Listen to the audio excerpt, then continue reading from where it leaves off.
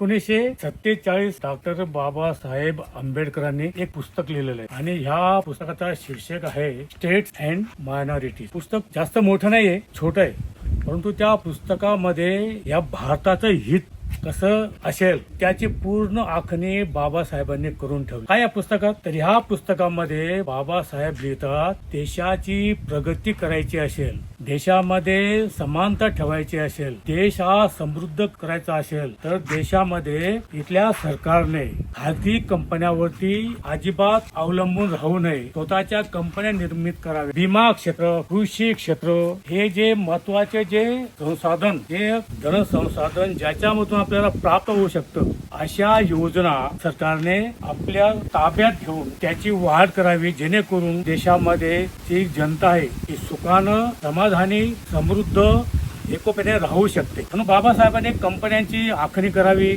Centre, public sector, enterprise किंवा state लेवलच्या तर ह्या कंपन्यांची निर्मिती झाली पाहिजे आणि त्या निर्मितीतून जे उत्पादन येईल देशाला खूप मोठ्या स्तरावरती नेऊ शकतं, असे बाबासाहेबांनी त्या पुस्तकात लिहिलेलं आहे. तर मी हे एवढं का सांगतो ऐका. उत्तराखंड मध्ये 12 जुलै 1978 ला सरकारने एक कंपनी उभारली होती. उत्तराखंड मोहन अल्मोरा या ठिकाणी केंद्र सरकारने IMPCL नावाची कंपनी स्थापन केली होती. इंडियन मेडिसिन फार्मास्युटिक कॉर्पोरेशन लिमिटेड 98.11% केंद्र सरकारचे शेअर्स आणि 1.89% स्टेट गव्हर्नमेंटचे शेअर्स त्यात होते. आणि ही कंपनी 1983 पासून आजपर्यंत फायदाही देऊन गेली. या कंपनीमध्ये 500 कामगार काम करत होते. ही कंपनी नरेंद्र मोदींनी 26 मे 2026 ला एका प्रायव्हेट कंपनीला विकून टाकली. जी कंपनी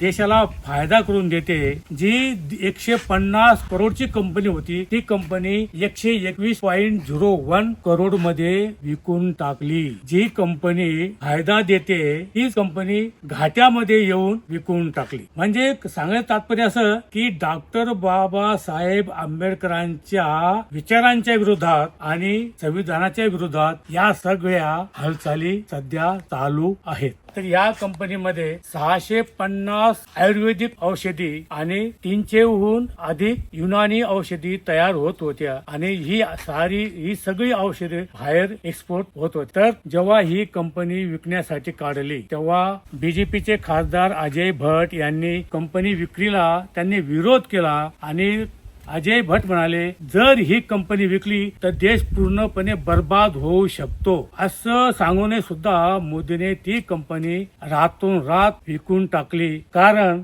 RSSचा जो अजेंडा आहे त्या अजेंडामध्ये पब्लिक सेक्टर विकण्याचं त्यांनी नमूद केलेलं आहे. म्हणून ही कंपनी मेसर्स काय मेप फार्मास्युटिकल्सच्या मालकाला विकली गेली. जी कंपनी भारतासाठी फायदेशीर होती तरी ती कंपनी विकण्याचं कारण काय, तरी यावर जनतेने कमेंट करून सांगावं की काय कारण असलं पाहिजे.